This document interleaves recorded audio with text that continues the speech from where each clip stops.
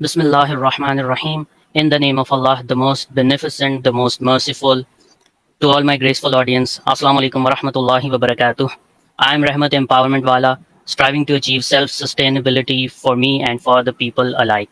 I am your host of this interview series named Empowering Minds.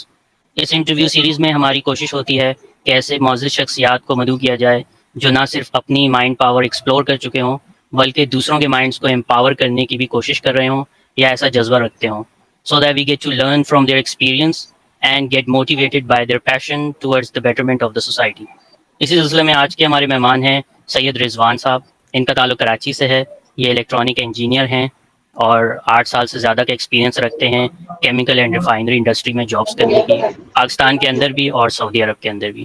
آج کل یہی commerce سے جڑے ہوئے ہیں.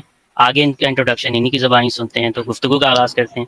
السلام علیکم رضوان صاحب. وعلیکم السلام. کیسے مزاج ہیں آپ کے سر؟ الحمد للہ، اللہ کا رحمت ہے. ٹھیک ٹھاک الحمد للہ. سب سے پہلے آپ کا بے حد شکریہ، آپ نے وقت دیا.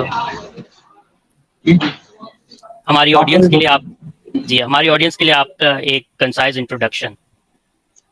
جی، جس طرح بھی آپ نے بتایا کہ میرا نام سید رضوان ہے اور میں کراچی سے ہوں، اور میرا تقریباً 8 سال کا ورکنگ ایکسپیرینس ہے ڈفرینٹ کنسٹرکشن فیلڈ میں، اسپیشلی کیمیکل فیلڈ میں پاکستان اور سعودی عرب میں.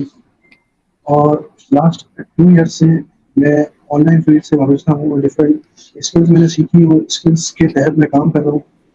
اور ابھی کورونا کے بعد سے، جب کورونا آیا تھا تو کورونا کے بعد سے پوری دنیا کیونکہ ڈسٹرب تھی اور جاب کئی لوگوں کی چلی گئی تھی، تو میں نے کورونا میں سوچا کہ کچھ اسکل سیکھتا ہوں اور اپنے آپ کو کچھ اپ گریڈ کرتا ہوں. تو اسی سلسلے میں نے کچھ اسکل سیکھی، جیسے ڈیجیٹل مارکیٹنگ، ای کامرس اور graphic designing, videography, video editing.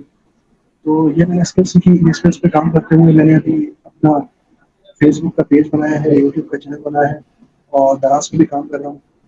اور جو میرا پریویس ایکسپیرینس کی اگر میں بات کروں تو جس طرح بھی آپ نے بتایا کہ میں نے الیکٹرانک میں بی ٹیک الیکٹرانکس کیا ہوا ہے، الیکٹرانکس انجینئر ہوں، اور ساتھ میں ایم بی اے بھی کرا ہے. ایم بی اے میرا ابھی ریسنٹلی کمپلیٹ ہوا ہے سپلائی چین مینجمنٹ میں. تو ابھی میں پچھلے 1 سال سے کچھ آؤٹ آف فیلڈ ہوں، کیونکہ میرے ساتھ اس طرح بھی میں نے آپ کو بتایا بھی تھا کہ ایک ایکسیڈنٹ ہوا تھا. اس کی وجہ سے میں ابھی، کیونکہ میں اس پوزیشن میں نہیں ہوں، ایک میڈیکلی تھوڑا سا انفٹ ہو گیا تھا. میرا بائک سے ایکسیڈنٹ ہوا تھا، اس کی وجہ سے میڈیکلی انفٹ ہو گیا تھا. تو میں نے سوچا کہ میں اپنا full time focus digital skills کو یوز کرتے ہوئے اپنی ڈیجیٹل پریزنس بناؤں. تو میں نے سب سے پہلے اپنا ایک فیس بک کا پیج بنایا پریگمیٹک سولوشنز کے نام سے. اس کے اندر میں ڈفرینٹ ڈیجیٹل سروسز پرووائڈ کر رہا ہوں، ڈیجیٹل سروسز پہ کام کر رہا ہوں، اور خاص طور پر ڈیجیٹل مارکیٹنگ اور ای کامرس پہ کام کر رہا ہوں. تو آپ لوگ میرا پیج دیکھ سکتے ہیں. اس کے ساتھ ساتھ میں دراز کے ساتھ بھی ایسوسیٹ ہوں. اور اگر میں زیادہ بات کروں تو بہت زیادہ لمبی ہو جائے گی اور آپ کہیں گے کہ خالی میں ہی بات کرے جا رہا ہوں. تو یہ ایک شارٹ انٹروڈکشن تھا. رضوان صاحب، انٹرویو آدھے گھنٹے کا ہوگا اور آپ سے بہت سارے سوال میرے پاس موجود ہیں، اور ایز این انٹرویور میرا کام یہی ہے کہ میں نے صرف 10% بولنا ہوتا ہے اور 90% گیسٹ نے بولنا ہوتا ہے. تو as an interviewer I am use to it کہ مجھے لسن کرنا ہے اور انٹرویور نے بولنا ہے. تو آپ جتنا بولیں کوئی مسئلہ نہیں، ہماری آڈینس آپ کو ہی سننے کے لیے بیٹھی. تو آپ نے بتایا کہ آپ کراچی سے ہیں، تو کراچی کے بارے میں کچھ اچھی باتیں اور کچھ پرابلمس جو آپ نے محسوس کی ہوں جو آپ ہمارے آڈینس کو بتانا چاہیں، جو کراچی سے باہر رہتے ہیں، کہ کراچی کیا ہے، اگر آپ بتانا چاہیں. کراچی ایک بہترین سٹی ہے. انفارچونیٹلی کراچی کو اگر دیکھا جائے تو 10-15 سال کراچی کو خاص طور پر خراب کیا گیا ہے ایک پولیٹیکل وجہ سے. ورنہ اگر اوور آل دیکھا جائے تو کراچی ایک اچھا شہر ہے اور پڑھے لکھے لوگوں کا شہر ہے، مہذب لوگ ہیں. یہاں زیادہ تر میجورٹی جو ہے وہ ایک پڑھا لکھا طبقہ ہے جو اس ملک کے لیے کچھ کرنا چاہتا ہے، اس ملک کے لیے صرف کرنا چاہتا ہے. اور کراچی جس طرح آپ کو پتہ ہے کہ منی پاکستان ہے. ادھر ہر زبان، ہر قوم، ہر قبیلے کا بندہ آپ کو ملے گا. پورے پاکستان میں آپ کہیں چلے جائیں، کوئی ایسا شہر نہیں ہے جس کو جدھر آپ کو ہر جگہ کا، ہر زبان کا، ہر بولی کا بندہ ملے. کراچی میں آپ کو ملے گا، کیونکہ کراچی منی پاکستان ہے. منی پاکستان اس کو اسی لیے کہا جاتا ہے کہ ہر طرح کا جو بھی بندہ ہے وہ آپ کو ملے گا. اور کراچی میں انڈسٹریز ہیں، ایک بڑا شہر ہے، ایک اپارچونیٹیز بہت زیادہ ہیں. اگر اپارچونیٹیز کی بات کی جائے تو کراچی کے اندر اپارچونیٹیز بہت زیادہ ہیں. اگر ہم دوسرے شہروں کی بات کریں تو ادھر اتنی اپارچونیٹیز نہیں ہیں. ایک ڈیجیٹل اپارچونیٹیز بھی بہت زیادہ ہیں. اور کراچی کا جو یوتھ ہے وہ اگر چاہے تو وہ پورے پاکستان کی یعنی ایک تقدیر بدل سکتا ہے اور پاکستان کا قرض اتار سکتا ہے. اور کراچی میں ایک اچھے اچھے انیشیٹو چل رہے ہیں, اس سے بھی فائدہ اٹھایا جا سکتا ہے. جس طرح ریحان اللہ والا صاحب کا ایک اتنا اچھا انیشیٹو ہے.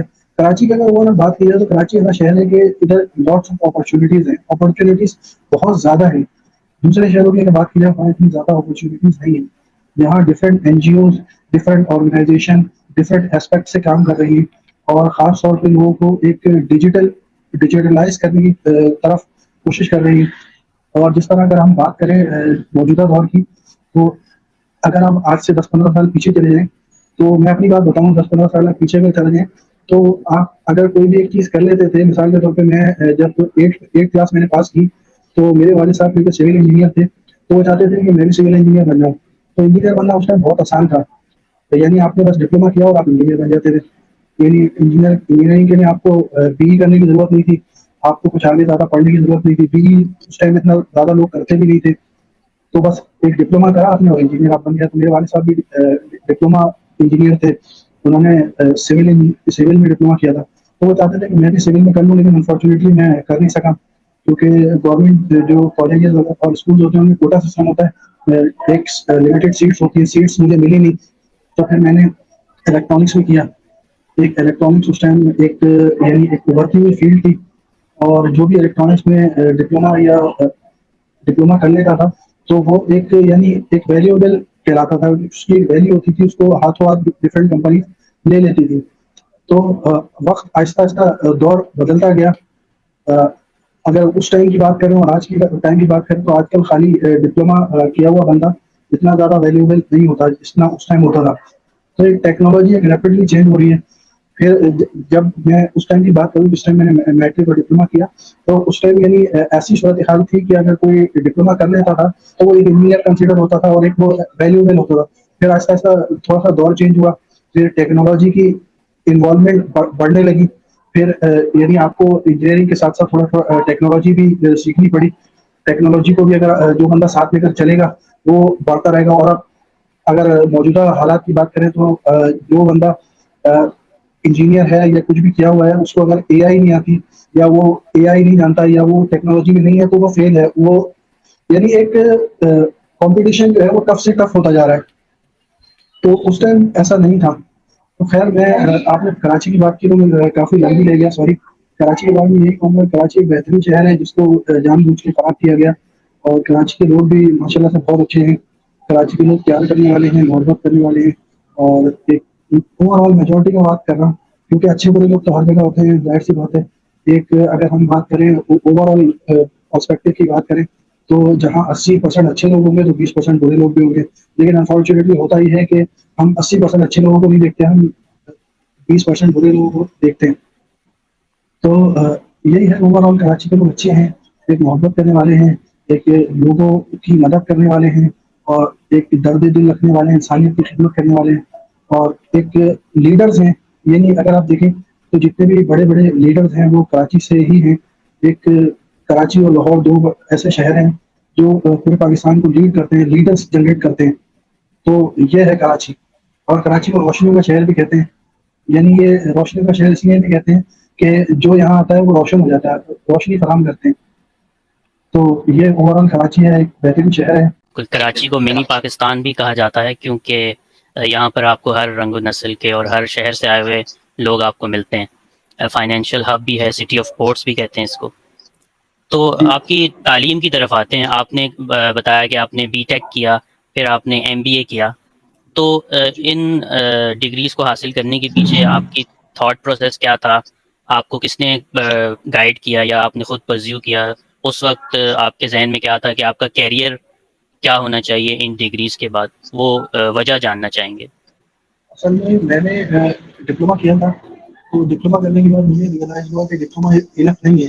تو جس طرح میں نے آپ کو بتایا کہ ٹیکنالوجی آہستہ آہستہ ایک یعنی ہم کالج یا اسکول میں جو چیزیں سیکھتے ہیں, جب ہم مارکیٹ میں جاتے ہیں تو ہمیں پتہ چلتا ہے کہ مارکیٹ کی تو دنیا ہی اور ہے. تو میں نے جب ڈپلوما کیا, ڈپلوما کر کے میں فیلڈ میں گیا تو میں نے ریئلائز کیا کہ ڈپلوما انف نہیں ہے, مجھے آگے بھی پڑھنا چاہیے. پھر میں نے بی ٹیک کیا. ویسے میرا ارادہ تھا بی کرنے کا، بی میں نے ٹرائی کیا لیکن ہو نہیں سکا، تو انفارچونیٹلی میں نے بی ٹیک کر لیا۔ بی ٹیک کا مسئلہ یہ ہے کہ بی ٹیک کی اگر بات کی جائے تو بی ٹیک کی ڈگری جو ہے پاکستان میں تھوڑی سی کنٹروورشل ہے۔ اس کی وجہ یہ ہے کہ جو پاکستان انجینئرنگ کونسل ہے وہ بی ٹیک کو ایکسیپٹ نہیں کرتا، اور اگر بی ٹیک کرا ہوا بندہ کسی انڈسٹری میں جائے تو اس کو انجینئر نہیں لیتے موسٹلی۔ تو پھر میں نے ریئلائز کیا کہ میں نے بی ٹیک تو کر لیا، لیکن بی ٹیک کرنے کے بعد بھی میری جو لائف ہے وہ ایک ویلیوبل نہیں بنی، میں ویلیوبل خود کو تصور نہیں کر رہا تھا۔ میں نے سوچا کہ بی ٹیک انف نہیں ہے، پھر میں نے سوچا بی ٹیک کو اور زیادہ ویلیوبل کس طرح بنایا جائے، تو پھر میں نے ایم بی اے کرا، کیونکہ ایم بی اے یعنی ایک ویلیوبل ڈگری ہے، اس کو ہر کوئی یعنی اس میں کوئی دو رائے نہیں ہے، ایک بہترین ڈگری ہے۔ تو پھر میں نے ایم بی اے کرا، الحمدللہ میرا recently M B A complete ہو گیا ہے، اور ابھی یہ ہے کہ میرا پلان یہ ہے کہ میں نے ایک پہلے سب سے پہلے تو خود سکسیزفل ہونا ہے، اور سکسیزفل ہو کے ایک ہیومینٹی کے لیے کچھ کرنا ہے، لوگوں کو ایک ڈیولپ کرنا ہے۔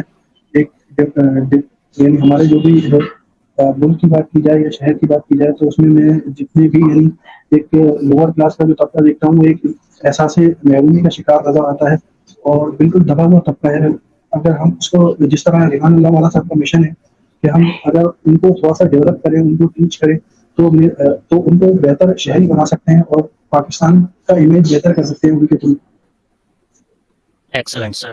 سر آپ نے حال ہی میں ایم بی اے کمپلیٹ کیا ہے، تو جو ہمارے ینگ جنریشن جو ایم بی اے کرنا چاہتی ہے، آپ ان کو کیا مشورہ دیں گے کہ وہ ایم بی اے کریں؟ اور آپ فائنینشلی طور پر آپ کو کتنا خرچ ہوا ایم بی اے کرنے میں، یہ بھی گائڈ کیجیے۔ جی بالکل، میں جتنے بھی ایم بی اے اصل میں ان کو ریفر کروں گا جو بزنس مائنڈ کے لوگ ہیں، جو بزنس کرنا چاہتے ہیں۔ اصل میں سب سے پہلے انسان کو اپنے آپ کو دیکھنا چاہیے، اپنا محاسبہ کرنا چاہیے کہ وہ کیا کر سکتا ہے، کیا کرنا چاہتا ہے، اس کی کیپیبلٹی کیا ہے۔ ہم لوگ اکثر کیا کرتے ہیں، ہم لوگ اپنی یعنی ایک اپنی رائے دوسروں کے اوپر مسلط کرنا چاہتے ہیں۔ ہم لوگ چاہتے ہیں کہ مثال کے طور پر فلانے کا بیٹا جو ہے ایم بی اے کرا ہے، تم بھی ایم بی اے کر لو، فلانے کے بیٹے نے بی ای کرا ہے، تم بھی بی ای کر لو۔ تو یعنی ہمیں دیکھنا چاہیے سب سے پہلے کہ ہم کیا کر سکتے ہیں، ہماری کیپیبلٹی کیا ہے، ہم کیا ڈلیور کر سکتے ہیں، اس کے حساب سے۔ مثال کے طور پہ کوئی اگر ایم بی اے ریئل میں کرنا چاہتا ہے، اس کا بزنس مائنڈ اس کا یعنی دماغ اچھا ہے، ایم بی اے کرنے کے لیے آپ کا دماغ بھی اچھا ہونا چاہیے، اور ایک بزنس مائنڈ اپروچ آپ کی ہونی چاہیے، تبھی اس کو ایم بی اے کرنا چاہیے۔ اور ایم بی اے کے اگر اوور آل کاسٹ کی بات کروں تو میرا تقریباً 3.5 لاکھ کا خرچہ آیا، لیکن کیونکہ میں چھوٹی یونیورسٹی سے کیا تو اس سے بڑی بڑی یونیورسٹیز بھی ہیں جہاں سے 6 لاکھ 8 لاکھ 10 لاکھ 20 تک کے ایم بی اے ہوتے ہیں۔ تو یہ اوور آل میرا ایک تھا کہ انسان کو دیکھنا چاہیے پہلے اپنے آپ کو کہ وہ کیا کرنا چاہتا ہے اور کیا کر سکتا ہے، اپنی کیپیبلٹی کو ایک اپنا محاسبہ کرنا چاہیے، پھر اس کے بعد اس کو ڈیسائیڈ کرنا چاہیے کہ اس کو کیا کرنا چاہیے۔ تو اس بارے میں ایک لاسٹ کویشچن کہ اگر کوئی ینگ اسٹوڈنٹ 6-8 لاکھ لگا کر ایم بی اے کمپلیٹ کرتا ہے، تو کیا ہمارے ملک میں اس کے لیے وہ اپرچونیٹیز ہیں کہ وہ پھر اس کو کیش ان کر سکے؟ ایسا کوئی اپرچونیٹی نہیں ہے۔ اصل میں جس طرح آپ کو ملک کے حالات کا پتہ ہے کہ یہاں پر ایک تھوڑا سا کرپشن کا بھی ایک ایلیمنٹ دیکھنے کو ملتا ہے، کہ ایک شیورٹی نہیں ہے۔ ایم بی اے اگر کر بھی لیتا ہے تو اس کو یعنی اگر اس کے پاس اچھی ریفرنس نہیں ہے، اچھے تعلقات نہیں ہیں۔ لیکن میں نے بہت سے اچھی یونیورسٹیز کے لوگ بھی دیکھے ہیں جو ہائی پروفائل یونیورسٹیز سے پڑھے ہوئے ہیں، ان کو بھی جاب نہیں مل پاتی۔ جاب کا ایک پاکستان میں اوور آل بڑا ایشو ہے۔ تو میری اگر پرسنلی اب میں اپنی پرسنلی بات کروں تو میرا ماننا یہ ہے کہ انسان کو جاب کے پیچھے بھاگنے کے بجائے خود کو اس قابل بنانا چاہیے کہ وہ جاب کریٹ کر سکے اور دوسروں کو جاب ڈیولپ کر کے دے سکے، نہ کہ وہ جاب کے پیچھے بھاگے۔ تو اپرچونیٹیز جس کے نصیب میں ہوتی ہے، جو تھوڑی کوشش کرتا ہے، اس کو مل بھی جاتی ہے، بہت سے لوگوں کو ملی بھی ہے۔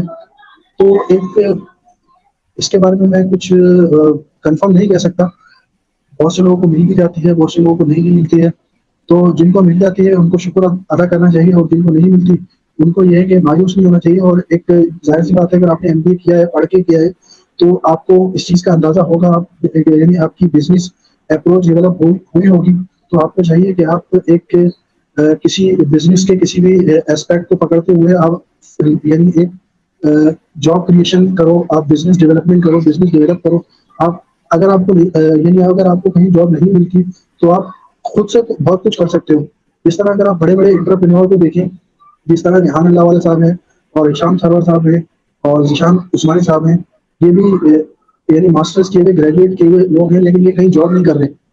یعنی جاب بھی سب کچھ نہیں ہے.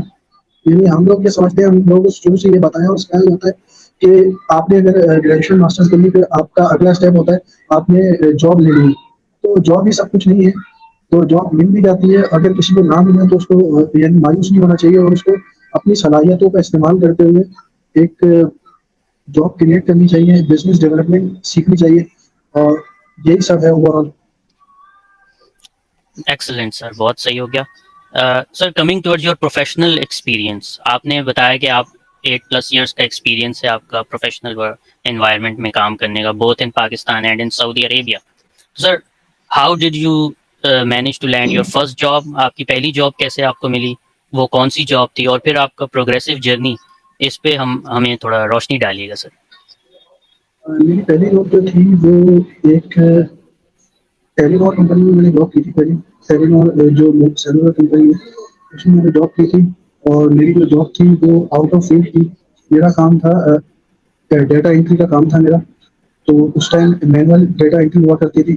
ابھی تو ساری بایو میٹرک ہوتی ہے, اس ٹائم آپ کو مینولی لکھنا ہوتا تھا, لکھ کے آپ کو ایکسل میں پورا ڈیٹا ایڈ کرنا ہوتا تھا. نام, father name, age, mobile number, SIM number, یہ ساری چیزیں آپ کو ایڈ کرنی ہوتی تھی. تو یعنی آپ کو ایکسل میں لکھنی ہوتی تھی اور آپ کو فارم پہ لکھنی ہوتی, سارا مینوئل طریقہ ہوتا تھا. تو میں ڈیٹا انٹری کی جاب کر رہا تھا.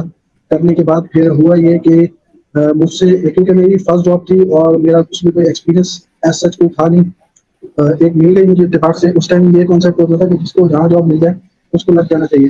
تو میں اسی طرح میں ایک جگہ لگ گیا. تو مجھ سے کچھ غلطیاں ہو گئی اس میں, یعنی ڈیٹا انٹری میں کچھ ڈیٹا غلط انٹر ہو گیا. تو جو وہاں کے جو مینجمنٹ تھی اس نے پھر مجھے دوسرے کام میں لگا دیا. اس نے پھر مجھے پوسٹ پیڈ کنیکشن سیل کرنے میں لگا دیا. میں نے پوسٹ پیڈ کنیکشن سیل کیے. میں نے یہ سوچ کر یہ سارا کام کیا کہ مجھے اس کا ایک ایکسپیرینس ہوا کہ کس طرح چیز سیل کی جاتی ہے. میں ڈفرنٹ لوگوں کے پاس گیا, جا کے میں نے ملا پرسنلی, اور ان کو یعنی ایک مارکیٹنگ کا وہ, یعنی مارکیٹنگ میں نے وہاں سے سیکھی. میرا یعنی فرسٹ اسٹیپ تھا, فرسٹ ورکنگ ایکسپیرینس تھا ایز اے مارکیٹر. میں نے وہاں سے مارکیٹنگ سیکھی. سیکھنے کے بعد پھر وہ کچھ ہی عرصے جاب کری. پھر اس کے بعد میں ٹیکسٹائل انڈسٹری میں مجھے جاب مل گئی, الیکٹریکل فیلڈ میں. پھر میں نے وہاں کچھ عرصے جاب کری. جاب کرنے کے بعد پھر اصل میں وہ جاب جو تھی کچھ یعنی ایک ٹیکنیکل جاب نہیں تھی. تو مجھے ریئلائز ہوا کہ میں یعنی اس میں ڈپلوما کیا ہوا تھا. تو مجھے ریئلائز ہوا کہ مجھے یعنی میں نے ڈپلوما کیا اور مجھے نان ٹیکنیکل کام کرنا پڑا.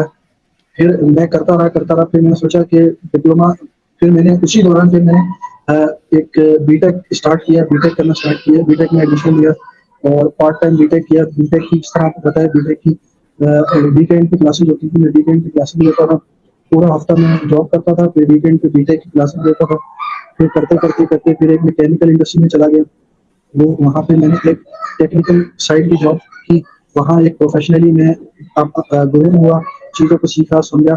وہاں سے میرا کیمیکل انڈسٹری سے میرا باقاعدہ ایک پروفیشنل کیریئر کا آغاز ہوا.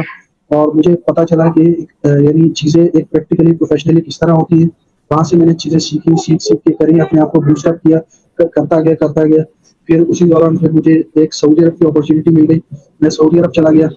سعودی عرب جب میں گیا تو سعودی عرب میں بی ٹیک کر کے گیا تھا. تو وہاں جو ہمارا پروجیکٹ مینیجر تھا اس نے مجھے پروموٹ کر دیا اور مجھے ایز اے پروجیکٹ انچارج بنا دیا. میں وہاں پروجیکٹ انچارج بن گیا. اور میں یعنی وہاں پر اوور آل پروجیکٹ جتنا بھی تھا, پروجیکٹ کی مین آور ہینڈلنگ, پروجیکٹ کنٹرولنگ, اور جتنی بھی پروجیکٹ کے اسپیکٹ سے اور ٹیکنیکلٹیز جتنی بھی تھی وہ ساری میں دیکھتا تھا اور اوور آل سب کچھ کر رہا تھا. کرنے کے بعد وہاں ایک ٹرننگ پوائنٹ میرے ساتھ آیا کہ وہاں پر میں ایز اے پروجیکٹ انچارج کا کام کر رہا تھا. ایک چیز وہاں پروجیکٹ کے اندر ایک چیز ہوتی ہے, پروجیکٹ سافٹ ویئر ہوتا ہے ایک پرائماویرا اور ایم ایس پروجیکٹ کے نام سے, جس کے اوپر ڈفرینٹ پروجیکٹ ایکٹیویٹیز پرفارم ہوتی ہیں. تو اس ٹائم مجھے پرائماویرا اور ایم ایس پروجیکٹ نہیں آتا تھا, اور ایون مجھے پروجیکٹ مینجمنٹ کی بھی خاص کوئی نالج نہیں تھی. تو میں نے ریئلائز کیا کہ میں ادھر جاب تو کر رہا ہوں لیکن مینولی کر رہا ہوں. مجھے چیزوں کا اتنا اندازہ نہیں ہے, ایک ٹیکنیکلٹیز کا مجھے پتا نہیں ہے. میں لوگوں سے پوچھتا تھا, لوگ مجھے بتاتے نہیں تھے, کیونکہ وہاں پر انڈین مینجمنٹ تھی اور انڈین مینجمنٹ تھی, اور وہ ایسی مینجمنٹ تھی کہ وہ پاکستانیوں کو اتنا زیادہ لائک کرتے نہیں تھے. تو میں نے ریئلائز کیا میرا شروع سے یہ تھا کہ میں جو چیز اپنے اندر جس طرح آپ نے اگر مینجمنٹ کا آپ کو اندازہ ہو تو ایک چیز ہوتی ہے SWOT analysis, strength weakness opportunity threat. تو میں شروع سے اپنا سارٹ انالیسس کرتا تھا. تو میں نے اپنا سارٹ انالیسس کیا. میں نے سوچا کہ مجھے پروجیکٹ مینجمنٹ سیکھنی چاہیے. پھر جب میں واپس پاکستان آیا تو کسی وجہ سے میں پھر واپس جا نہیں سکا. تو پھر میں نے پروجیکٹ مینجمنٹ بھی سیکھی. پھر میں نے MBA میں بھی ایڈمیشن لیا. وہ بس ایک میری یعنی جو سعودی عرب واپس نہ جانے کا فیصلہ جو ہے وہ یعنی میرے لیے آئی ڈونٹ تھنک کہ فائدے مند رہا یا نقصان دہ رہا. ایک لحاظ سے فائدے مند بھی رہا کہ میں نے یہاں رہ کر ایک اپنے آپ کو بوسٹ اپ کیا، اپنی جو بھی میری اسکل سیٹ ہے ان کو امپروو کیا، MBA کیا اور چیزوں کو بہتر کیا. ایک کانفیڈینس لیول اپنا یعنی میں اگر آج سے 3-4 سال پہلے کی بات کروں تو جتنا کانفیڈینس لیول الحمدللہ ابھی مجھ میں ہے اس ٹائم اتنا نہیں تھا. ایون میں کسی کے سامنے بات بھی نہیں کر سکتا تھا. مجھے یاد ہے جب میں اس میں تھا ڈپلوما میں تو ایک ایونٹ تھا. ایک جس طرح ایونٹ ہوتے ہیں مختلف کالجز وغیرہ میں، ایک ربیع الاول میں ایک ایونٹ تھا. وہ ایونٹ میں نے پارٹیسپیٹ مجھے دوستوں نے زبردستی کروا دیا. میں ایونٹ وغیرہ میں پارٹیسپیٹ کرتا نہیں تھا نارملی. تو میرے دوستوں وغیرہ نے ایک شرارت میں میرا نام لکھوا دیا کہ میں نے جو ہے ایک قرات کرنی ہے اور میں نے تقریر کرنی ہے. تو میرا نام لکھوا دیا. تو اس ٹائم میں بڑا شاعر تھا. میں یعنی آڈینس کو اس طرح فیس نہیں کر سکتا تھا. الحمدللہ بھی کافی بہتری ہے. تو میں نے نام تو لکھوا دیا. تو میں جتنے دن اس کمپٹیشن میں رہ گیا اتنے دن میں ایک پریشان رہا کس طرح جاؤں گا، کس طرح ایک بات کروں گا، کس طرح اتنے سارے مجمع کو فیس کروں گا. اور بس یعنی میں جب مجمع میں گیا اور میں نے وہاں جا کر قرات کری تو میری ٹانگیں کانپ رہی تھی. جس طرح ایک ہوتا ہے نا کہ ایک بندہ جو آڈینس کو فیس نہیں کر سکتا وہ اس کو ایک دم سے جب اتنی ساری آڈینس کے سامنے کھڑا کر دیا جائے تو میرا وہی حال تھا. تو اوور آل یہ کہ اگر دیکھا جائے تو یہ میری ایک جرنی ہے جو اسٹارٹ ہوئی تھی ایک ٹیلی نار ٹیلی کام سے اور ابھی چل رہی ہے. یہ سعودی عرب سے ہو کر میں واپس پاکستان آیا. پاکستان آنے کے بعد پھر میں ایک کیمیکل انڈسٹری میں ایک پروجیکٹ پہ لگ گیا اور میں نے 1 سال وہاں پروجیکٹ کیا. پروجیکٹ کرنے کے بعد پھر کورونا آ گیا. کورونا کے بعد سب جاب لیس ہو گئے، گھروں میں بیٹھ گئے. تو کورونا میں بہت سے لوگوں نے کورونا میں ٹائم پاس کیا، لوڈو کھیلا، فلمیں دیکھی اور ڈفرینٹ ٹائم پاس کیا ایک. لیکن میں نے الحمدللہ کورونا کو کیش کیا. کس طرح کیش کیا کہ میں نے ریئلائز کیا کہ یہ کورونا جو ہے نا اس میں ہمیں کچھ سیکھنا چاہیے، کچھ کرنا چاہیے. تو آپ کو پتا ہوگا ڈیجیٹل اسکلس کے نام سے ایک پروگرام ہے جو پاکستان میں چل رہا ہے. یہ ورچوئل یونیورسٹی کا ایک پروگرام ہے. تو یہ فری میں کورسز پرووائڈ کرتے ہیں. آپ فری میں جوائن کریں اور جوائن کر کے کورس سیکھیں. تو میں نے کورونا کے ٹائم پہ تقریباً کوئی 8 سے 10 ان کے کورسز جتنے بھی تھے سارے کر لیے. تو بیسک جو میری ویسے تو میں نے سارے کورسز کر لیے لیکن جو میں نے جن کورسز پہ اپنی کمانڈ بنائی، کیونکہ ظاہر سی بات ہے اگر دیکھا جائے تو کوئی بھی انسان ہر چیز کا ایکسپرٹ نہیں ہو سکتا. تو میں نے کچھ چیزوں کو اپنا کی اسکلس کے طور پہ کام کیا. سیکھنے کے بعد ان کو ورک کیا. جیسے میں نے ڈیجیٹل مارکیٹنگ کی بات کری اور میں نے گرافک ڈیزائننگ کی بات کری. میں نے گرافک ڈیزائننگ سیکھا، ایلوسٹریٹر سیکھا، اسی طرح ایڈوبی فوٹو شاپ سیکھا. ڈیزائنس کیسے بناتے ہیں، کلر کمبینیشن کیا ہوتی ہے اور اس کے علاوہ کون سے کلر کے ساتھ کون سا کلر اچھا لگے گا، ٹیمپلیٹس کیا ہوتی ہیں، پیٹرنس کیوں لگاتے ہیں، پیٹرن سے کیا ہوتا ہے اور ٹیکسٹ کو کس طرح یوز کرنا چاہیے اور کون سا بیک گراؤنڈ کلر یوز کرنا چاہیے اور ڈفرینٹ جو ایلوسٹریٹر کے ڈفرینٹ ٹولز ہوتے ہیں کون سا ٹولز کیا کام کرتا ہے. تو اس طرح میں نے کام کرنا شروع کیا اور اس کا فائدہ اٹھایا. اور آج بھی میں جس طرح بھی میں نے تھوڑی دیر پہلے بھی آپ کو بتایا کہ میں ایک اپنا چھوٹا سا میں نے ایک سیٹ اپ کیا ہے. ایک میں آن لائن ورک کر رہا ہوں. دراصل میں میری شاپ ہے پریگمیٹک سولوشنز کے نام سے اور میرا ایک پیج ہے فیس بک پہ پریگمیٹک کے نام سے. تو دراز پر میں یعنی ڈائریکٹ سیلنگ کرتا ہوں. جس طرح آپ کو پتا ہے دراز پہ سیلنگ ڈائریکٹ کی جاتی ہے. یعنی آپ کے پاس ایک چیز ہے تو آپ خود سے سیل کرتے ہو، اس میں انٹرمیڈیری نہیں ہوتا دراز میں. جبکہ ایک چیز ہوتی ہے ڈراپ شپنگ. ڈراپ شپنگ میں کیا ہوتا ہے کہ آپ کے پاس ایک چیز نہیں ہے، ایک آئٹم نہیں ہے، آپ کسی اور کا جو آئٹم ہے اس کو سیل کروا رہے ہو ایز اے انٹرمیڈیری کے طور پہ اس کی ہیلپ کر رہے ہو. مثال کے طور پہ جس طرح ایجنٹس ہوتے ہیں ریئل اسٹیٹ کے. اب ریئل اسٹیٹ کے ایجنٹس ہوتے ہیں نہ وہ پلاٹ کے مالک ہوتے ہیں اور نہ وہ یعنی پلاٹ خریدنے والے ہوتے ہیں نہ بیچنے والے ہوتے ہیں، انٹرمیڈیری ہوتے ہیں. ایز اے انٹرمیڈیری وہ لین دین کروا رہے ہوتے ہیں. تو اسی طرح جو ڈراپ شپر ہوتا ہے، ڈراپ شپنگ جو ہوتی ہے وہ ایک ایز اے انٹرمیڈیری یعنی وہ سیلر کی چیز بائر کو سیل کروا رہے ہوتے بیچ میں. تو ڈراپ شپنگ شروع کی. ڈراپ شپنگ کر رہا ہوں.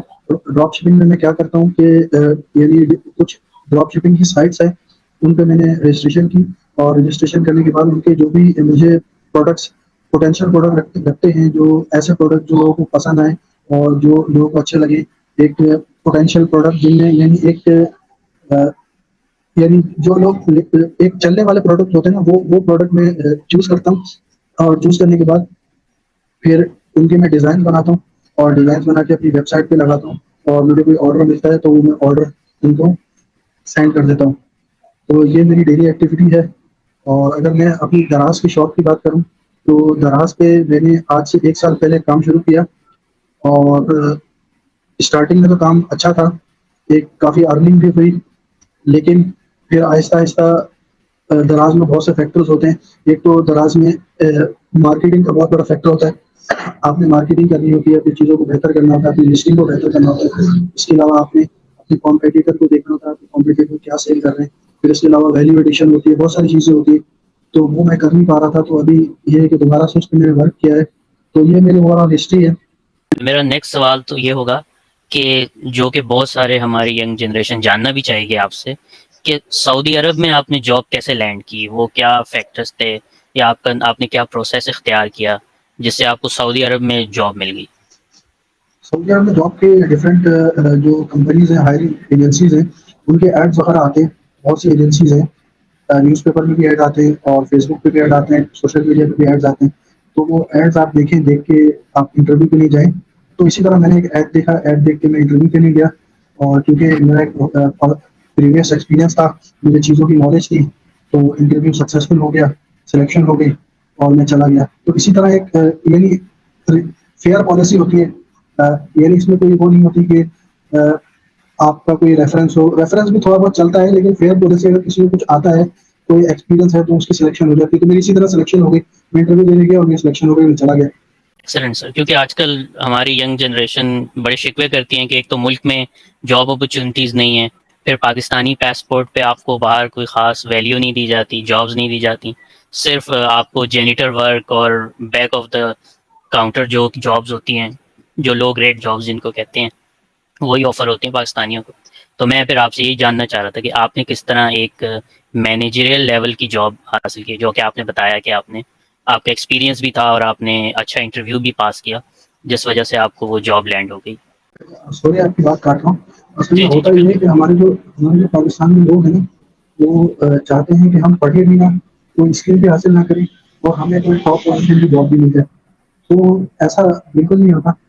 اب اکثر آپ دیکھیں جو گاؤں دیہاتوں میں لوگ ہیں, سندھ میں یا اپنے کے پی کے نہیں دیکھ لیں, تو وہ یہ چاہتے ہیں کہ ہم پڑھیں بھی نہ, ہم کوئی اچھی ڈگری بھی نہ لیں, میٹرک بھی نہ کریں, اور ہمیں کوئی اچھی بہت زیادہ پیسوں کی جاب مل جائے. تو ایسا پاسبل ہے نہیں.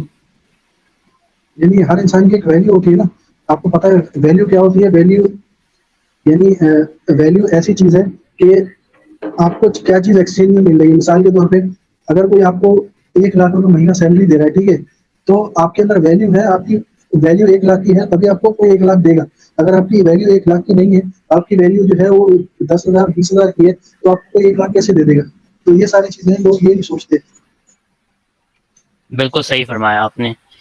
Coming back to that tragic incident جو آپ نے تھوڑی دیر پہلے بتایا آپ کے ساتھ پیش آیا تھا, آپ کا ایکسیڈنٹ ہوا اور آپ 8-10 مہینے کے لیے آپ انفٹ ہو گئے تھے. تو اس چیلنجنگ ٹائم سے آپ کیسے ابھرے؟ آپ نے اس دوران اپنی ہوپ کو کیسے ہائی رکھا, اور کیسے اس چیلنج سے آپ نمٹے؟ اس بارے میں تھوڑا آگاہ کریں ہمیں موٹیویٹ کرنے کے لیے.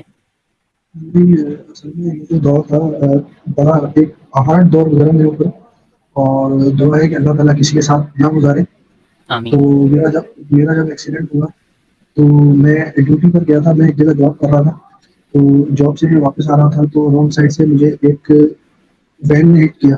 اسپیڈ میں آ رہی تھی وین, اس نے مجھے ہٹ کیا, اور ہٹ کرتے میں جیسے ہی گرا تو میرا جو رائٹ لیگ ہے, اس کا جو گھٹنا ہے, نی جو ہے, وہ زمین پہ جا کے لگا, اور میرا جو گھٹنا ہے وہ سلپ ہو گیا, اور میرا پاؤں جو ہے ایسے ایک بالکل لٹکنے لگا. تو یہ ہے کہ میں روڈ پہ تھا, تو اللہ کا کرنا ایسا ہوا کہ وہاں پر ایمبولینس جا رہی تھی, اور لوگ آ گئے اور ایمبولینس میں مجھے شفٹ کیا, میری بائک کو سائڈ میں لگایا, میں ایمبولینس میں گیا. تو خیر یہ ایک ٹریجڈی دور تھا جو گزرا, الحمدللہ پاس ہو گیا. تو یہ کیا تقریباً شروع کے جو 6 مہینے تھے وہ بڑے برے تھے, کیونکہ ان 4 سے 6 مہینے کے اندر میری ایسی حالت تھی کہ میں چل پھر بھی نہیں پا رہا تھا. اور یعنی ایون میں نے کھانا کھانا چھوڑ دیا تھا, کیونکہ ظاہر سی بات ہے آپ کھانا کھائیں گے تو آپ کو ایک حاجت ہوگی, اور آپ کو جب حاجت ہوگی تو آپ کو حاجت کے لیے جانا پڑے گا, اور جب ہم حاجت کے لیے جائیں گے تو آپ کے پیر میں زور آئے گا, اور پیر میں جب زور آئے گا تو آپ ایک درد سے بے قرار رہیں گے. تو میرے ساتھ ایک دو بار ایسا ہوا, میں حاجت کے لیے گیا تو جیسے ہی میں واپس آیا تو میرا پیر میں اتنا شدید درد ہوا کہ میں پوری رات درد میں رہا. میں نے میڈیسن بھی لی, لیکن میڈیسن سے مجھے کوئی خاص فرق نہیں پڑا. پھر میں نے انجیکشن لگایا تو انجیکشن سے مجھے تھوڑا ریلیف ہوا, تو آدھے ایک گھنٹے کے لیے پھر دوبارہ پین شروع ہو گیا. اب میں انجیکشن زیادہ لگا بھی نہیں سکتا تھا کیونکہ وہ انجیکشن سائڈ افیکٹ کرتا ہے. تو یعنی بس اللہ کا شکر ہے کہ برا وقت تھا گزر گیا. تو بڑا ایک ٹریجیڈک وقت گزرا, اور یہ ایسا وقت ہوتا ہے کہ انسان جو ہے بہت نا امید ہو جاتا ہے اور بس سوچتا ہے کہ میں جو ہے اس اپنے آپ پر اس دنیا پر ایک اپنے آپ کو بوجھ تصور کرتا ہے, سوچتا ہے کہ میں کیوں ہوں, میں کس لیے ہوں. یعنی ایک چڑچڑا سا ہو جاتا ہے, ایک عجیب سا ہو جاتا ہے. تو اللہ کا شکر ہے وہ دور گزر گیا, بڑی مشکل سے گزرا لیکن گزر گیا.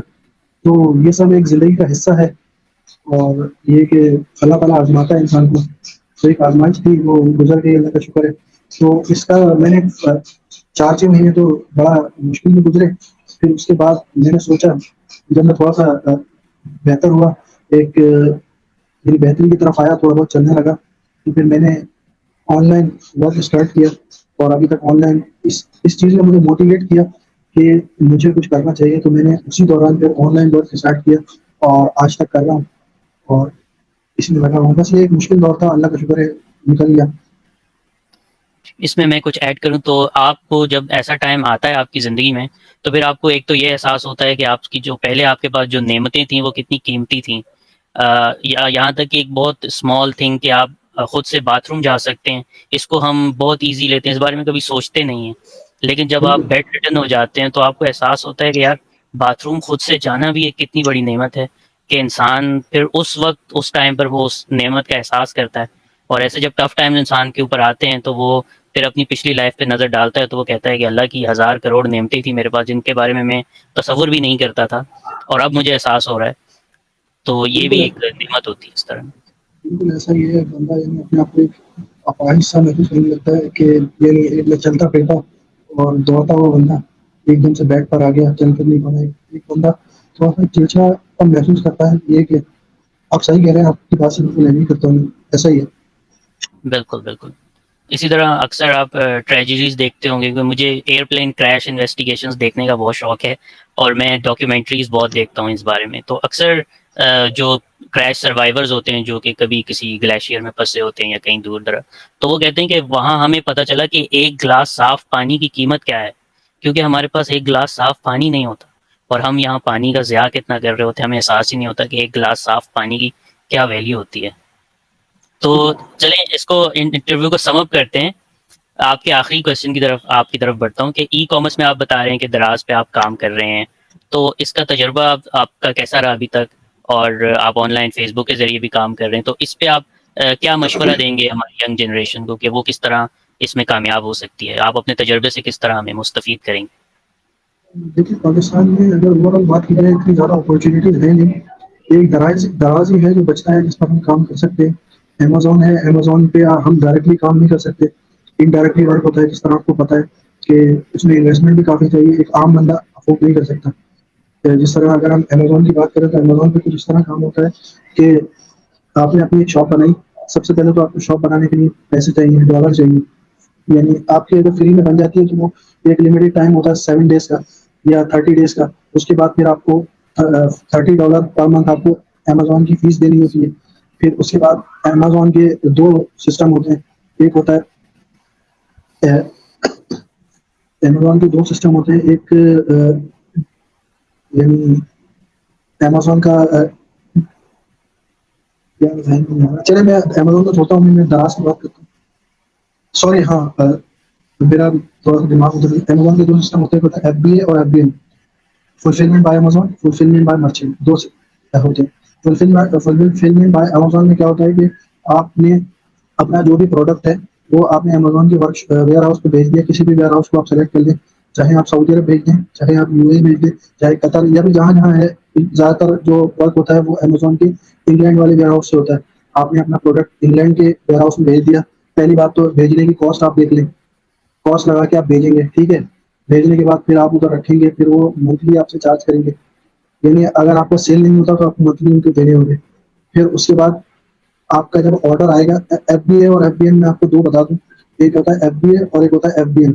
ایف بی اے میں امیزون خود آپ کا جو بھی پروسیس ہے وہ خود کرتا ہے. یعنی جو بھی پیکنگ، پیکنگ، پیکیجنگ، لیبلنگ اور یعنی شپمنٹ، سب کچھ وہی کرتا ہے امیزون. اور جو ایف بی این ہوتا ہے اس میں سب کچھ آپ نے خود کرنا ہوتا ہے. اور جو دراز ہے، دراز نے بھی امیزون کی ہی کاپی کی ہے. دراز بھی وہی دو ماڈل یوز کر رہا ہے. تو اگر ہم امیزون کی بات کریں تو امیزون میں ہم ایف بی این یوز ہی نہیں کر سکتے، کیونکہ پاکستان میں تو امیزون ہے ہی نہیں. تو ایف بی این یوز کرتے ہیں. جس طرح میں نے آپ کو بتایا کہ ایف بی این میں آپ نے یہاں سے اپنا جو بھی مٹیریل ہے وہ آپ نے امیزون کے ویئر ہاؤس میں بھیجا. پھر امیزون والے آپ کا جو بھی آرڈر ہے اس کو شپ بھی کریں گے، پک بھی کریں گے، پیکنگ بھی کریں گے، پیکیجنگ بھی کریں گے، شپنگ بھی کریں گے. تو یہ ایک امیزون ہے. لیکن امیزون پہ ہم پاکستانی کام نہیں کر سکتے. تو میں جتنے بھی پاکستانی ہیں ان کو یہی مشورہ دوں گا کہ دراز ایک ہی ہمارے پاس آپشن ہے، اس کے علاوہ کوئی آپشن نہیں ہے. تو دراز پہ کام کریں. دراز پہ کام کرنا بالکل آسان ہے. فری میں آئی ڈی بن جاتی ہے آپ کی. فری میں آئی ڈی بنائیں. اور دراز کی اگر میں بات کروں، دراز میں آپ کو ہیلتھ اینڈ بیوٹی پروڈکٹ بیچنا الاؤ نہیں ہے. ایسی پروڈکٹ جس پہ انسان کی جان پہ، انسان کی صحت پہ کوئی اثر پڑے، وہ آپ الاؤڈ نہیں، آپ نہیں بیچ سکتے. مثال کے طور پہ کوئی اگر آپ بیوٹی کریم بیچنا چاہیں تو وہ دراز پہ نہیں بیچ سکتا. اس کے لیے اس کو اپنا اسپیشل اسٹور بنانا پڑے گا. دراز کا جو آتھرائز اسٹور ہے وہ بنانا پڑے گا. یعنی لوکل آئی ڈی پہ آپ نہیں بیچ سکتے.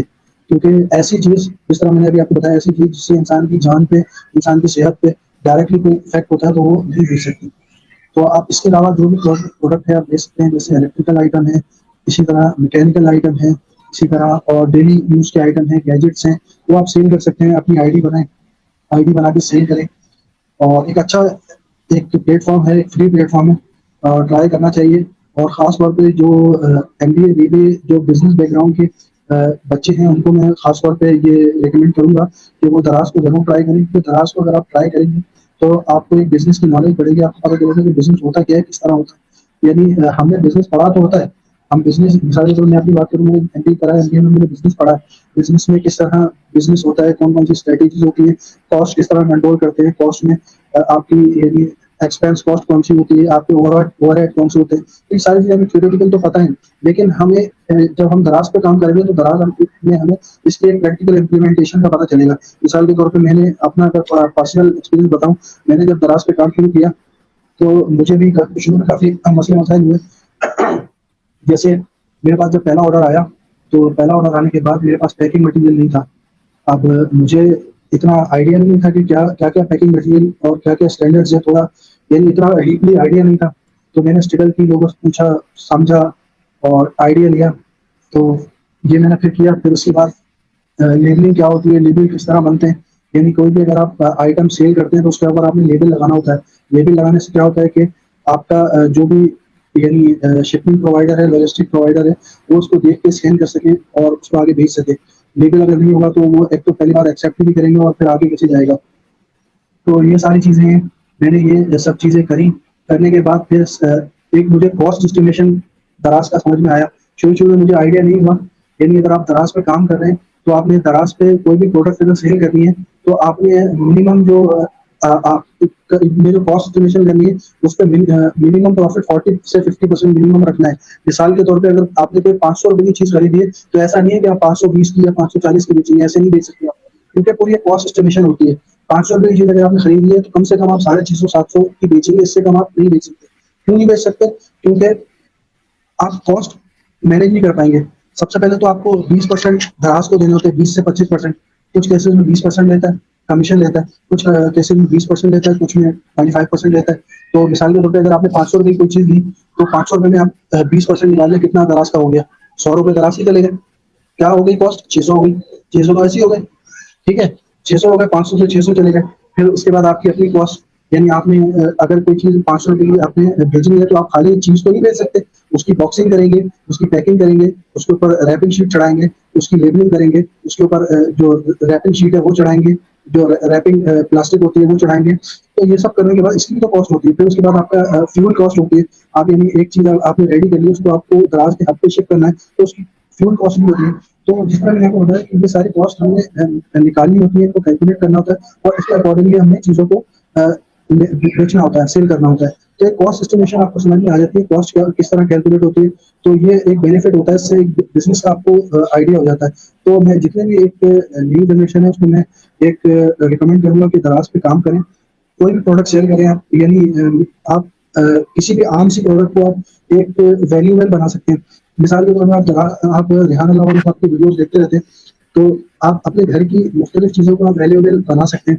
مثال کے طور پہ فوڈ پہ ایکسپیریمنٹ کریں, فوڈ کو آپ ویلیوبل بنا سکتے ہیں. مثال کے طور پہ میں نے اکثر اس طرح کرتا رہتا ہوں. مثال کے طور پہ اگر آپ دراز کے سائٹ پہ جائیں, دراز کے اپلیکیشن پہ جائیں تو آپ کو مینگو ٹی کہیں نہیں ملے گی. مینگو ٹی تو آپ مینگو ٹی بنا سکتے ہیں. یعنی آپ نے ایک نارمل ٹی لی اور مینگو کا ایسنس لیا یا مینگو کا کوئی بھی اس طرح کا چیز لی, اس مکسنگ کری, ایک مینگو ٹی بنا لی. پھر اس کے آپ نے پیکیجنگ اس کی کوئی اچھی سی ڈیزائن کری یا کسی سے کروائی اور کسی پرنٹنگ سے ڈیزائن کروا کے, یعنی اپنا ایک پروڈکٹ ڈیولپ ہم کر سکتے ہیں.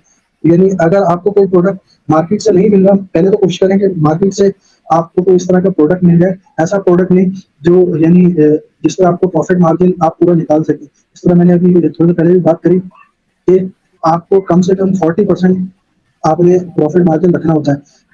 500 بیس یا 520 میں نہیں بیچ سکتے, آپ کو 40-50% مارجن رکھنا ہوتا ہے. تو آپ وہی چیز آپ ایسی چیز کو لیں, ایسی کاسٹ پہ لیں کہ آپ اس کاسٹ کو مینٹین کرتے ہوئے اپنا پروفٹ نکال سکیں.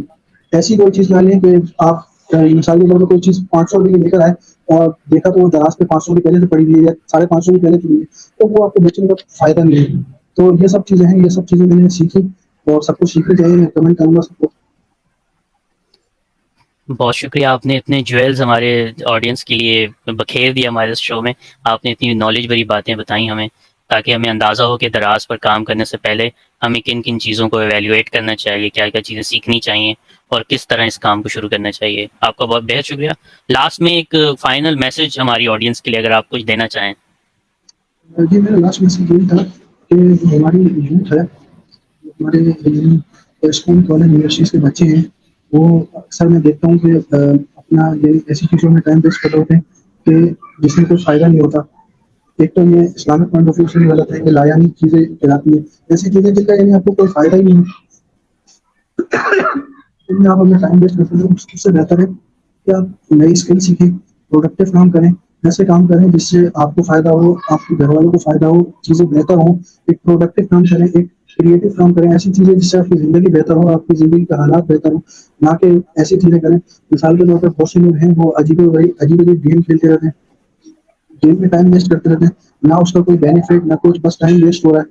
ایک ٹائم ویسٹ ہو رہا ہے. کوئی کسی کو ڈرامے فلمیں دیکھنے کا شوق ہوتا ہے, تو ایک پروڈکٹیو کام کرنا چاہیے, اپنی لائف کو ویلیوبل بنانا چاہیے. بہت شکریہ سید رضوان صاحب, آپ سے بات کر کے انتہائی خوشی محسوس ہوئی. میں نے آپ سے بہت کچھ سیکھا اور مجھے امید ہے کہ میری آڈینس نے بھی آپ سے بہت کچھ سیکھا ہوگا. اگر وہ دیکھ رہے ہیں اور جب وہ دیکھیں گے تو یقیناً آپ کے تجربات سے, آپ کی باتوں سے وہ ضرور فائدہ اٹھائیں گے. پھر آپ کا بےحد مشکور ہوں, آپ نے وقت دیا, بہت شکریہ. اللہ حافظ. اللہ حافظ. So audience, I'll catch you next time in some other show, with some other guest. Allah Hafiz Nasir.